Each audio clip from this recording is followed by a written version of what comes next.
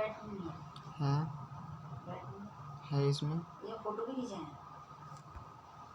हाँ फोटो हाँ black and white ना कलर्ड बस खींचेंगे जब ब्लैक एंड वाइट है। स्विच ऑफ हो गया दोबारा, कल तो चार्ज करा था।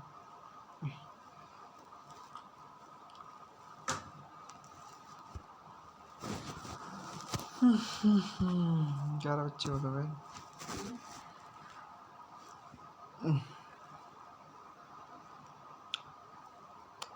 चला देखो सब धोखा चढ़ा दूँ बढ़ जाए। हरी मिर्च भी तो नहीं है, लाल मिर्च घेरने में घेरनी पड़ेगी, आगे आई ना।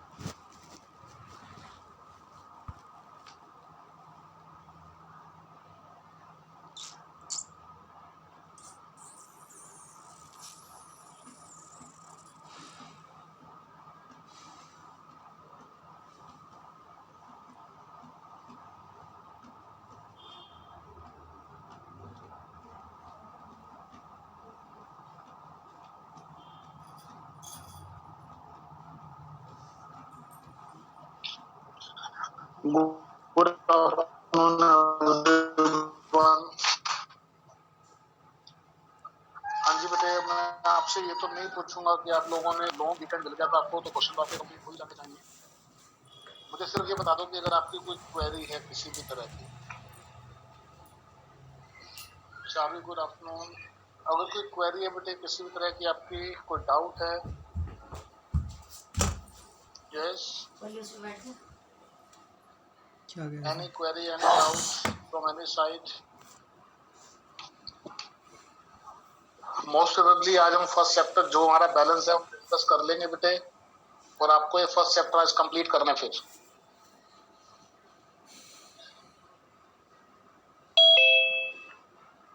चलिए बेटे, आज आ जाइए आप लोग page number 1.19 explanation of assets. हम लोगों ने statement of profit and loss account को स्टडी कर लिया बेटे, बैलेंस शीट हमने स्टडी कर लिया फॉर्मेट वाइज। आई थिंक अब आपने बैलेंस शीट याद भी कर ली होगी। अब हमें उसकी हर एक सब हेड्स को डिटेल में स्टडी करना है बेटे। काफी कुछ की हमें नॉलेज, यहाँ पर क्या चेंजेस हैं वो हमने यहाँ पर स्टडी करने हैं। Once again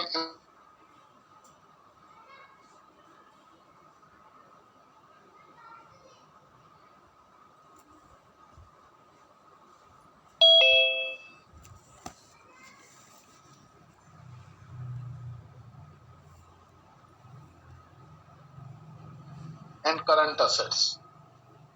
Now again from top to bottom, first of all shareholder funds, subheading share capital, reserve and surplus, money received against share warrant. Second जो मेजर हेड है share application money pending allotment, इसका कोई sub heading नहीं है।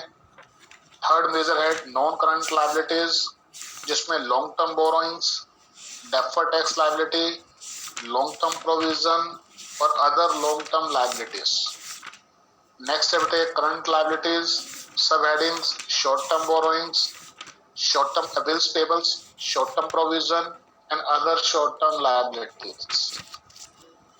Non current assets, sub heading fixed assets, again सब heading tangible, intangible, work in progress and intangible assets under construction.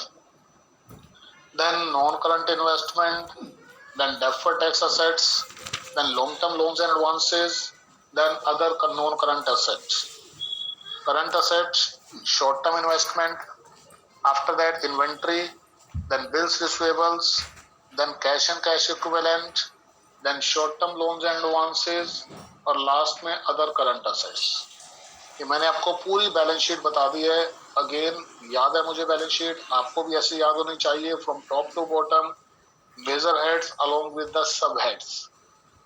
तो अब आ रही है सबसे पहले एक्सप्लेनेशन ऑफ असेट्स पर। ये आपकी बुक में गिवन है बेटे नोट्स की फॉर्म में, पेज नंबर 1.19 पर। सबसे पहले इसमें नॉन करंट असेट्स, और नॉन करंट असेट्स में फिक्स्ड असेट्स।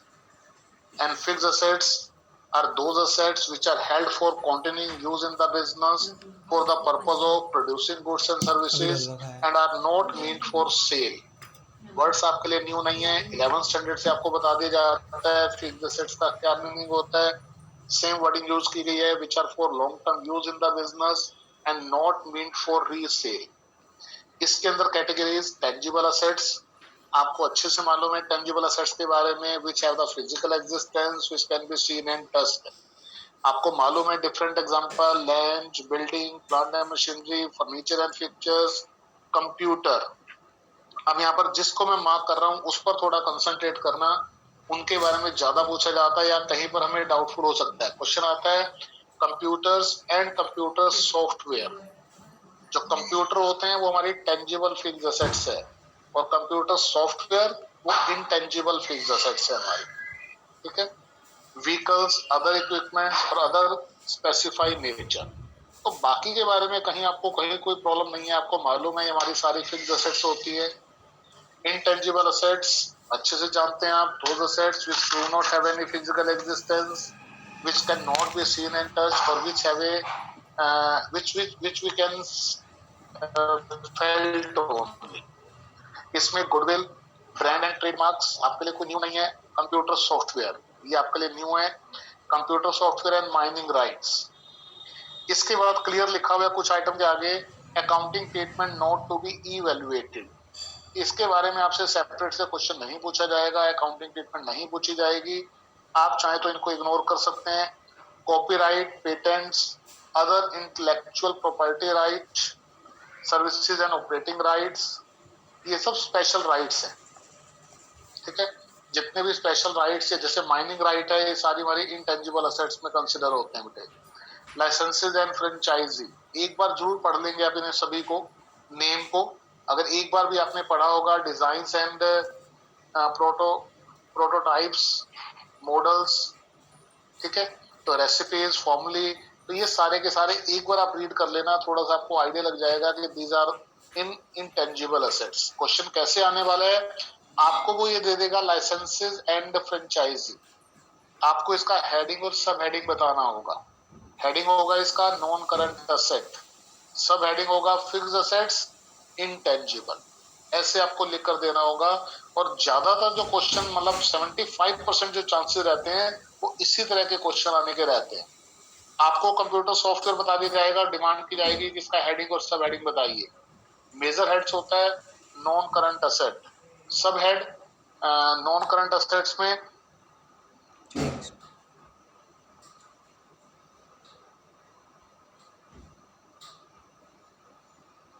क्या हुआ sir?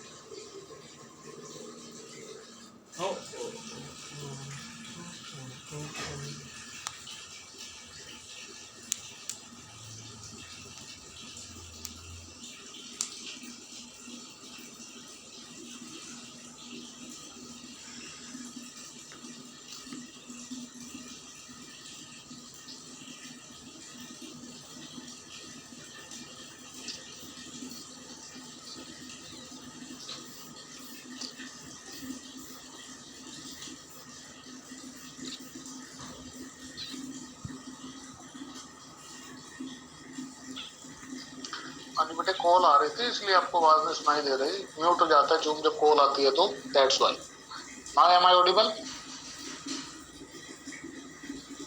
Yes, sir. Dhruv Mehta, now am I audible? Yes sir. हाँ जी बेटे, तो हम बात कर रहे थे कि नॉन करंट इन्वेस्टमेंट, हमें मालूम है करंट इन्वेस्टमेंट और नॉन करंट इन्वेस्टमेंट का क्या मीनिंग होता है बेटे। करंट इन्वेस्टमेंट जो कि शॉर्ट पीरियड के लिए हमारे पास है, जिनका पर्पज उन्हें विद इन 1 ईयर सेल कर देना होता है। नॉन करंट इन्वेस्टमेंट जो लॉन्ग पीरियड के पर्पज से परचेज की जाती है, जिनमें मनी लॉन्ग पीरियड पर्पज से इन्वेस्ट की जाती है, that is a non current investment. यहाँ पर नॉन करंट इन्वेस्टमेंट में क्लियर मेंशन किया हुआ है investment for more than 1 year. And for your kind information, अगर क्वेश्चन में केवल इन्वेस्टमेंट बोला जाता है then it will be considered as non current investment.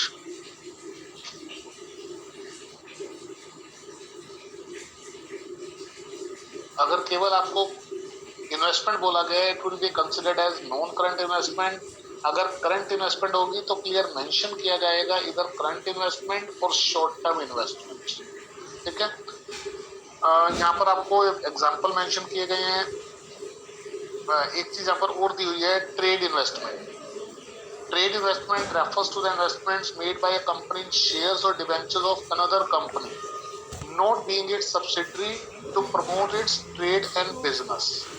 For non-current investments shall be classified as trade investment and another investment. Means trade investment is also a part of non-current investment.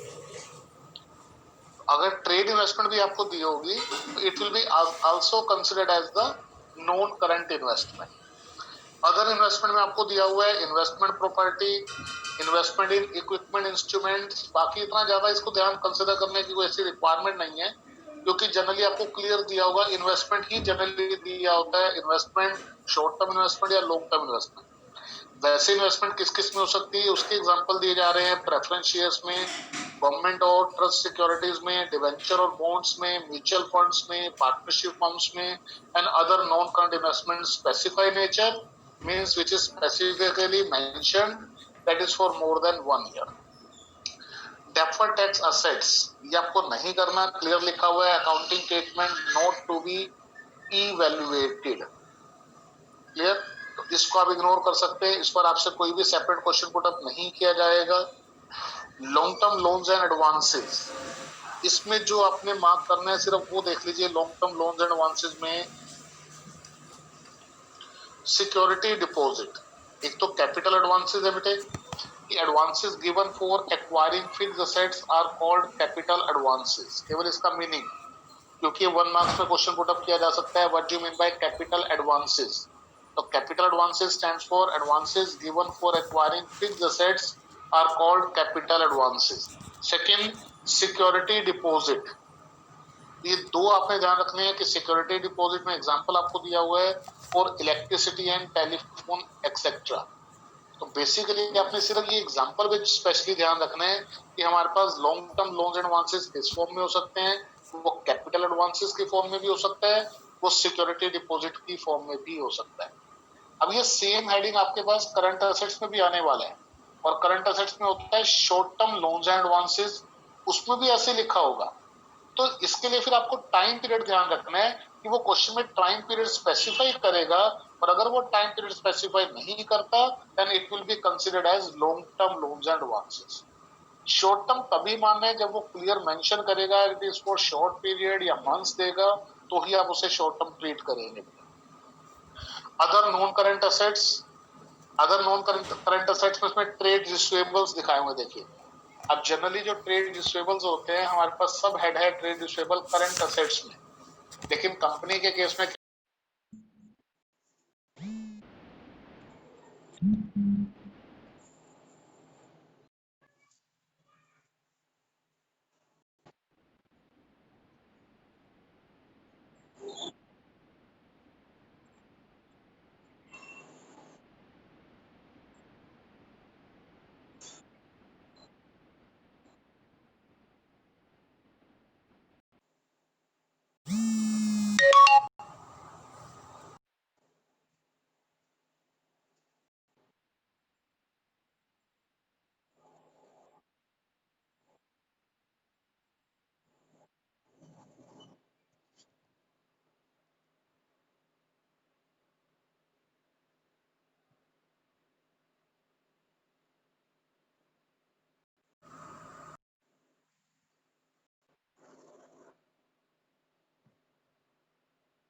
यार इसके चक्कर में प्रीति भी कुछ नहीं बस। Hello, मैं class लगा रहा हूँ दीदी जी, आपके चक्कर में क्लास भी चली गई। मैं काट रहा हूँ, कोई रीजन होगा।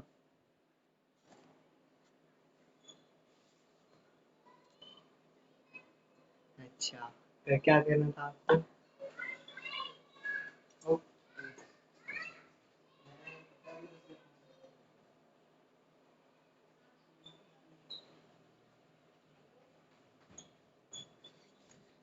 अरे यार इसके चक्कर में सारी क्लास चली गई। प्रीति इतना गुस्सा आंदा पी। अरे यार और क्लास चली गई सारी।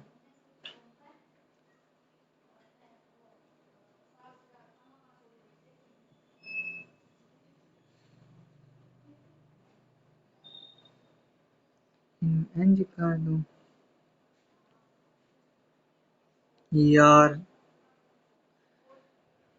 नेट भी नहीं चल रहा। अब रिफ्रेश करूँगा सारा उड़ जाएगा। चलो एक मिनट कर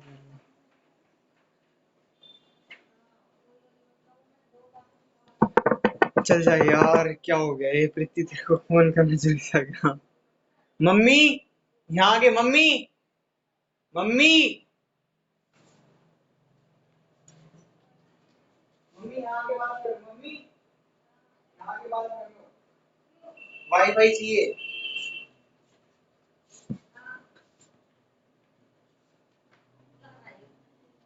यहाँ आके बैठ के बात कर लो। क्लब वो वाईफाई चाहिए मेरे को, मेरा नेट नहीं चल रहा। ये लो, अब वो चल ही नहीं रही, इतनी देर होगी क्लास। ये लो दोबारा करो कनेक्ट, बैठ जाओ ना। ले बैठी क्लास लग रही थी इसकी। ले करिए की करे, अब क्या करूं? करके करे। अब तो हो गया, करो आप बात। हाँ हेलो। हाँ और ठीक है सब? सारी क्लास चली गई। तेरे सासू ठीक है? तो नहीं बुखार आया? चल, बढ़िया है अपना। फिर तो 8 9 में या 8 में ही आओगी ना, 8 में भेज दूंगी यार।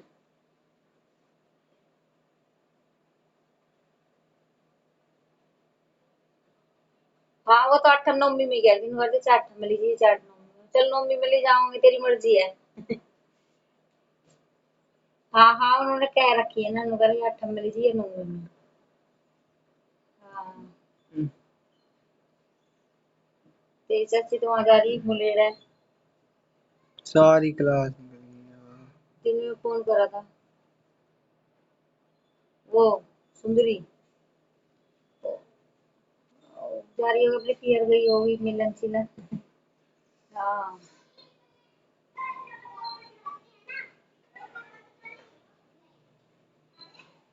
हाँ और सालू थी, और सालू के वो दोनों नंबर नहीं ले रखे गई हैं, सुबोध नहीं।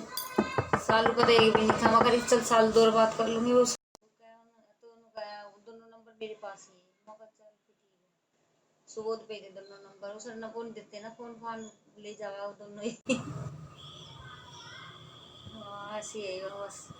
तेरी वो बता रही थी दोनों बात। which is the base of difference between current assets और सुना and बेटी, non-current assets. तेरी तो आवाज भी धीरे धीरे निकल रही, क्या बात। यहाँ पर आपको डायरेक्ट पहले इसी का एग्जांपल दिया हुआ बेटे, इलिस्ट्रेटिव कंसेप्ट नहीं क्लियर कर लो। देखिए operating cycle, an operating cycle is the time between the acquisition of assets for processing and their realization in cash और cash equivalent। 3 बजे ये ऑपरेटिंग साइकिल उस टाइम पीरियड को रेफर करता है बेटे जिसमें कि आप पहले असेट्स को परचेज करते हैं प्रोसेसिंग के लिए, और फिर आप उसे कैश और कैश इक्विवेलेंट में कन्वर्ट कर लेते हैं। Where the normal operating cycle cannot be identified, it is assumed to have a duration of 12 months। जहाँ पर इसकी आइडेंटिफिकेशन नहीं हो सकती वहाँ पर हम इसे 12 months मान लेते हैं। पूछनी थी पूछ ली, और क्या ठीक ठाक रह कर बेटा, और ये अपना सही लगता है, अपने खान पीन का ध्यान रखा कर। और क्या बात करूँ बता।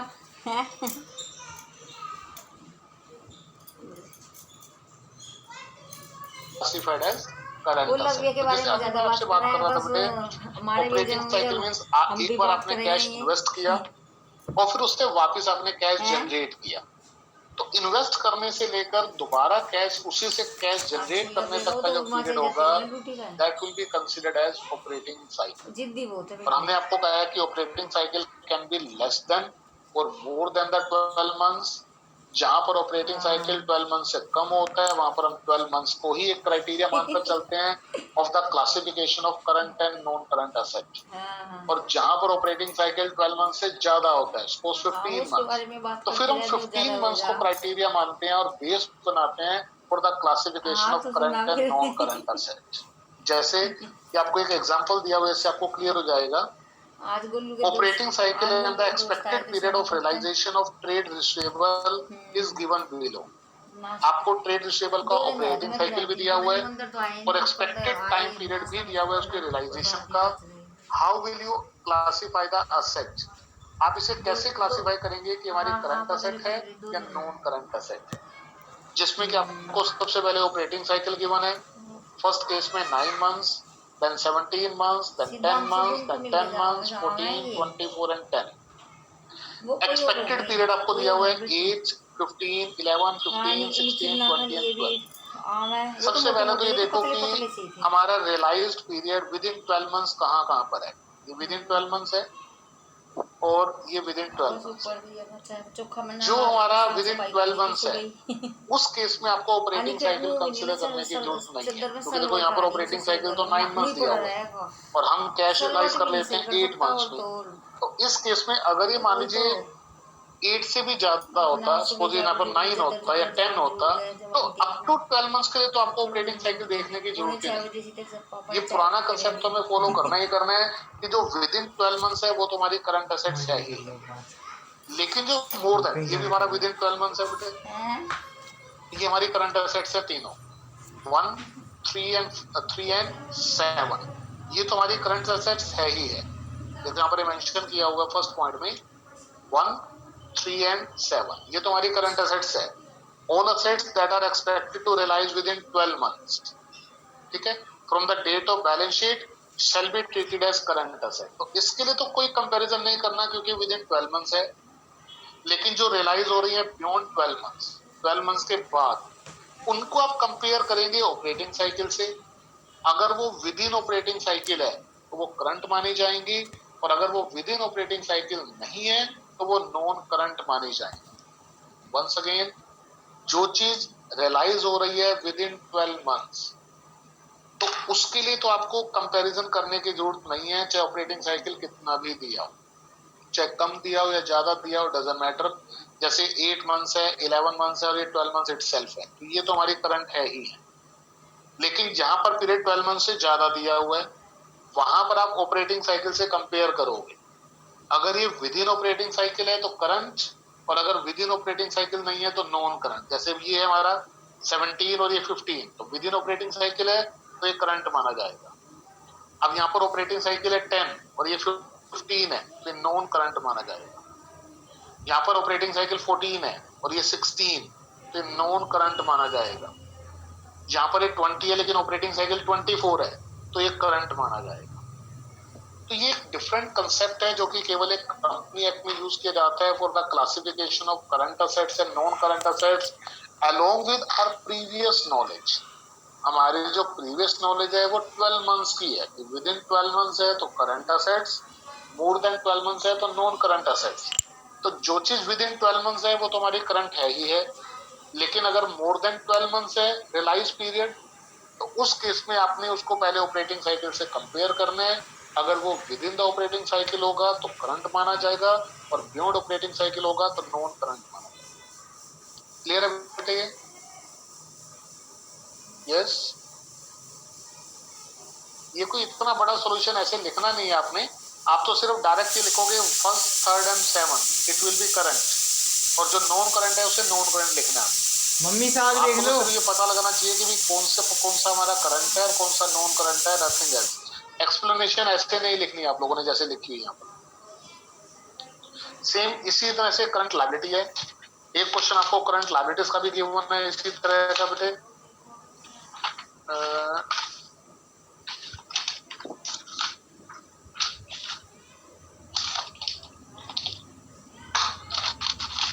यहाँ पर दिया हुआ होता है क्वेश्चन करंट लायबिलिटी से रिलेटेड सेम कंसेप्ट है हमारा। चलो यस, ये देखो ये ना स्टार्टिंग में भी ये ऑपरेटिंग साइकिल का कंसेप्ट पहले भी हमें दिया हुआ ये वाला, ये पेज नंबर 1.14 पर। इसमें देखो यहाँ से स्टार्ट होता है कि हम कैश पहले यूज कर रहे हैं, इन्वेंट्री और रॉ मटेरियल में हमने उससे परचेज किया, पहले हमें 2 मंथ लग गए इसमें, फिर हमने इसे प्रोडक्शन प्रोसेस में यूज किया, सपोज 1.5 मंथ का टाइम लग गया, फिर हमने इसे फिनिश प्रोडक्ट में कन्वर्ट करते हुए 3 मंथ हमें और लग गए, फिर हमने इसे सेल किया क्रेडिट में और कलेक्शन करने में 2 मंथ फिर लगे, और वापस ये कैश में कन्वर्ट हो गया। तो 2 + 1.5 + 3 + 2 ये टोटल 8.5 मंथ बन रहे हैं। This is set to be the operating cycle. तो इस डायग्राम में आपको ऑपरेटिंग साइकिल बड़ा क्लियर करके दिखाया गया है कि एक बार आप कैश यूटिलाइज करते हैं और उसे फिर से कैश में कन्वर्ट करते हैं, इसमें कितना टाइम पीरियड आपको लगता है, that is set to be the operating cycle. It can be less than और मोर देन द 12 मंथ्स। अगर ये लेस देन 12 मंथ्स है तो फिर आप 12 मंथ्स को ही बेस मानेंगे for the classification of current and non current, इधर करंट असेट और करंट लायबिलिटीज। और अगर ये मोर देन 12 मंथ्स है तो आप इसे ऑपरेटिंग साइकिल से कंपेयर करेंगे। अगर ये विद इन ऑपरेटिंग साइकिल होगा तो करंट, और बियॉन्ड ऑपरेटिंग साइकिल होगा तो नॉन करंट। जैसे क्वेश्चन दिया बेटे वाला क्वेश्चन हमारे पास फर्स्ट इलस्ट्रेशन है, operating cycle and period when payment is made is given below, how will you classify the liability. हमने क्लासिफाई करने हैं कि कौन सी करंट लायबिलिटी है, कौन सी नॉन करंट लायबिलिटी है। ऊपर आपको ऑपरेटिंग साइकिल दिया हुआ है, नीचे आपको पेमेंट पीरियड दिया हुआ है। तो जो आपका विद इन 12 मंथ्स है वो तो करंट है ही। तो सबसे पहले विद इन 12 मंथ्स देख लो, देखो ये 3 हमारे विद इन 12 मंथ्स या 12 मंथ्स इटसेल्फ है, ये तो करंट है ही है। जो मोर देन 12 मंथ्स है उससे आप कंपेयर करोगे ऑपरेटिंग साइकिल से। अब यहाँ पर ऑपरेटिंग साइकिल 10 महीने का और ये 14 है तो ये नॉन करंट है, ऑपरेटिंग साइकिल से भी बाहर है। यहाँ पर ऑपरेटिंग साइकिल 15 मंथ्स है और ये 13 है तो ये करंट माना जाएगा। ऑपरेटिंग साइकिल 15 है और ये 18 मंथ्स है तो ये नॉन करंट माना जाएगा। ऑपरेटिंग साइकिल 16 है और विद इन ऑपरेटिंग साइकिल है तो करंट माना जाएगा। तो सेम क्लासिफिकेशन का बेस है करंट असेट्स, करंट और नॉन करंट असेट्स में। ऐसे ही करंट लायबिलिटी और नॉन करंट लायबिलिटी में जो विद इन 12 मंथ्स है वो तो करंट लायबिलिटी होगी ही होगी, लेकिन जो बियॉन्ड 12 मंथ्स है लेकिन विद इन ऑपरेटिंग साइकिल है, अगर 12 मंथ से ज्यादा पेमेंट पीरियड है तो फिर आप ऑपरेटिंग साइकिल से कंपेयर करेंगे। अगर वो विद इन ऑपरेटिंग साइकिल आ रहा है तो करंट मानोगे, बियॉन्ड ऑपरेटिंग साइकिल आ रहा है तो नॉन करंट मानोगे। तो सेकंड जो most important type of question है, अब देखो सेकंड जैसे इलस्ट्रेशन दी हुई है आपको, अब ये क्वेश्चन पेपर में आए हुए हैं, name the major headings under which the equity and liability side of the company's balance sheet is organised and presented. आपको मेजर हेड्स के नेम बताने हैं और ये नेम दिए हुए हैं shareholders fund, share application money, pending allotment, non current liability, current liability. Third question में name the sub heading under which shareholders fund shall be classified in the company's balance sheet. आपने share holders fund के सब heading बताने हैं, share capital, reserve and surplus, money received against share warrant. Fourth question आपने non current liability के सब heading बताने हैं, long term borrowing, deferred tax liability, other long term liabilities, long term provision. तो ये क्वेश्चन में ये तो बैलेंस शीट है, याद करनी पड़ेगी। सबसे ज्यादा जो फ्रीक्वेंट आस्किंग क्वेश्चन है वो क्वेश्चन इलस्ट्रेशन नंबर 5 से, under what heads the following item of the equity and liability side of the balance sheet of the company will be presented। आपको इस तरह से वो नेम दे देगा और आपको उसका मेजर हेड और सब हेड बताना होगा, जैसे कि ये प्रेजेंटेशन दी हुई कि आपको उसने बता दिया प्रपोज डिविडेंड। अब आपको ये मालूम होना चाहिए कि contingent liabilities notes to accounts में आता है, इसका कोई सब हेड नहीं है। ये क्यों आपको नहीं पता है, क्योंकि अभी मैंने लायबिलिटी डिस्कस नहीं की, अभी मैंने केवल असेट डिस्कस की। तो मैं कोई असेट्स वाला क्वेश्चन देख लेता हूँ पहले, जिससे कि आपको थोड़ा लगे कि भाई तुम्हें पता है कि कौन सी असेट्स कहाँ दिखानी है। जैसे ये है, name the sub heading under which the non current assets shell be classified in the company's balance sheet. अब नॉन करंट असेट्स के सब हेडिंग बताने हैं, तो ये हमने सब हेडिंग बता दिए पहले, fixed assets, non current investment, deferred tax assets, long term loans advances, other non current assets. तो बैलेंस शीट है हमारी। अब जैसे ये क्वेश्चन है, under what heads the following items on the asset side of the balance sheet of a, आपको इसके heading और सब हेडिंग बताने हैं। जैसे सबसे पहला है सन्ड्री डेटर्स,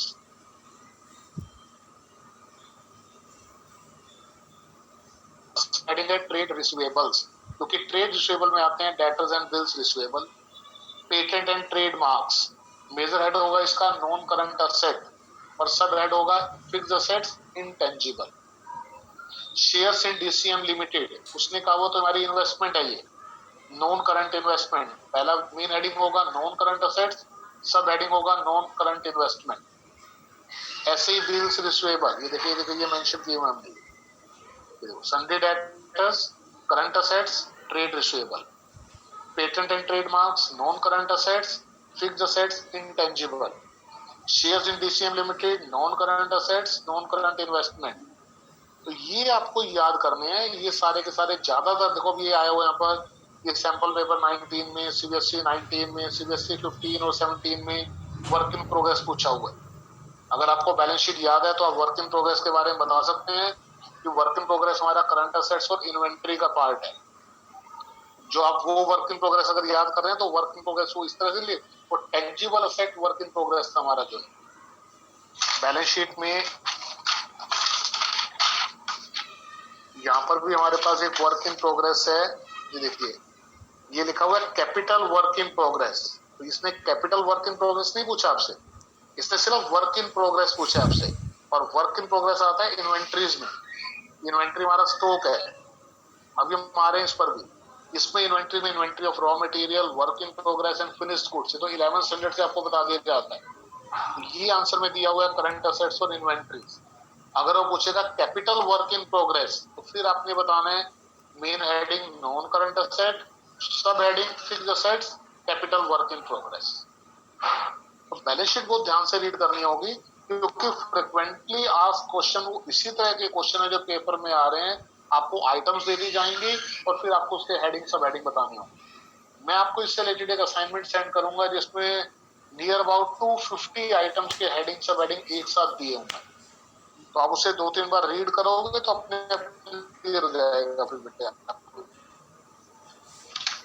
वापिस आ जाइए, वापिस जहां पर हम थे ऑपरेटिंग साइकिल की हम बात कर रहे थे बेटे, और ये 7th क्वेश्चन में दिया हुआ था इन्वेस्टमेंट। इसके बाद अच्छा करंट असेट्स की हम बात कर रहे थे, ये करंट असेट्स था हमारे पास। और करंट असेट्स के लिए हमने कहा था कि ऑपरेटिंग साइकिल हमारा एक न्यू कंसेप्ट है। करंट असेट्स के बाद आ गया हमारे पास करंट इन्वेस्टमेंट। अब यहाँ पर ये सेम वही एग्जांपल दिए हुए हैं जो नॉन करंट इन्वेस्टमेंट में दिए हुए थे, सेम वही करंट इन्वेस्टमेंट में दिए हुए हैं। अगर ये करंट इन्वेस्टमेंट होगी तो आपको टाइम पीरियड साथ में मेंशन करके दिया जाएगा कि विद इन 12 मंथ्स है तो करंट मानेंगे, अदरवाइज नॉन करंट ही माना जाएगा। इन्वेंट्रीज, इन्वेंट्रीज के अंदर देखो यार हमारे पास जो भी था raw material, work in progress, finished goods, stock in trade, stores and spares, loose tools. अब ये इन दोनों को स्पेशली याद रखना। जनरली अगर हम 11th स्टैंडर्ड नॉलेज की बात करते हैं तो इन्हें नॉन करंट माना जाता है, और हम फर्दर चैप्टर में जब हम टेक्निक अप्लाई करेंगे तो हम इसे नॉन करंट ही मानेंगे। लेकिन कंपनी की बैलेंस शीट के अकॉर्डिंगली जो हमें स्पेसिफिक फॉर्म गिवन है शेड्यूल 3 पार्ट 1 में, उसमें स्टोर्स एंड स्पेयर्स और लूज टूल्स दोनों हमारे करंट असेट्स का पार्ट होते हैं और इसका सब हेड होता है इन्वेंट्री। ये आपको याद रखना पड़ेगा। ट्रेड रिसीवेबल्स आपको मालूम है, डेटर्स और बिल्स रिसीवेबल दोनों को कंबाइनली ट्रेड रिसीवेबल बोला जाता है। कैश एंड कैश इक्विवेलेंट में याद रखना है आपको, बैंक जो हमारा कैश तो अपने लेना ही है, और कैश इक्विवेलेंट में क्या क्या होता है, बैलेंस विद बैंक, चेक्स और drafts on hand, cash in hand और अदर स्पेसिफाइड नेचर। बेसिकली आपने ध्यान रखना है कि बैलेंस, चेक और ड्राफ्ट्स इन हैंड ये हमारा कैश एंड कैश इक्विवेलेंट होता है। इसके बाद short term loans and advances, इसको ज्यादा देखने की जरूरत नहीं है। Other current assets, other current assets में देखो यहाँ पर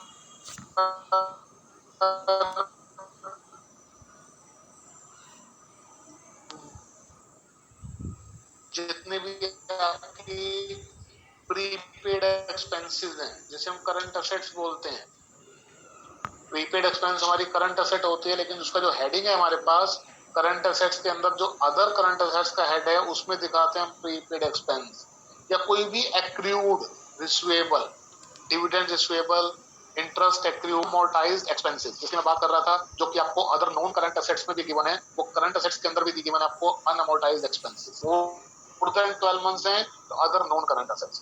जब आप क्वेश्चन करना स्टार्ट करेंगे तो आप अपने आप समझ जाएंगे कि कैसे करना है आपको, और ये इजी सही है, बस ये है कि थोड़ा सा क्रैमिंग आपको चाहिए यहाँ पर, कि आपको पता होना चाहिए कि एक पर्टिकुलर आइटम को का मेजर हेड कौन सा है और सब हेड कौन सा है। तो आज के लिए आपने बेटा जो स्टार्टिंग क्वेश्चन है वो देखने हैं, एक दिन और लगाएंगे अभी, क्योंकि देखते हैं आपको क्या प्रॉब्लम आनी है।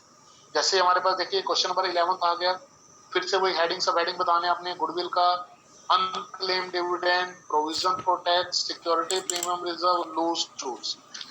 उसके लिए एक बार आप क्या करेंगे, इसके सेल्फ रीडिंग लेंगे, एक्सप्लेनेशन नोट्स दिए हुए हैं नॉन करंट लायबिलिटीज के बारे में, मतलब नॉन करंट लायबिलिटी और करंट लायबिलिटी, क्योंकि शेयर है वो शेयर होल्डर्स फंड के में नॉलेज है, तो इसमें नॉन करंट लायबिलिटीज और करंट लायबिलिटीज की एक बार पहले आप सेल्फ रीडिंग ले लेंगे, ताकि जब मैं बोलना शुरू करूंगा तो आपको प्रॉब्लम नहीं आएगी।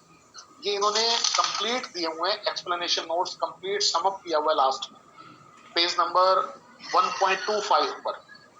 तो non current liabilities, current liabilities, और उसके बाद फिर वही नॉन करंट एसेट्स और फिर करंट एसेट्स, ये सम अप किया हुआ है इन्होंने। तो आप केवल इस पेज को रीड कर लेना, सिर्फ इस पेज को रीड करने के बाद आप क्वेश्चन ट्राई करना और फिर देखना कि आपसे क्वेश्चन हो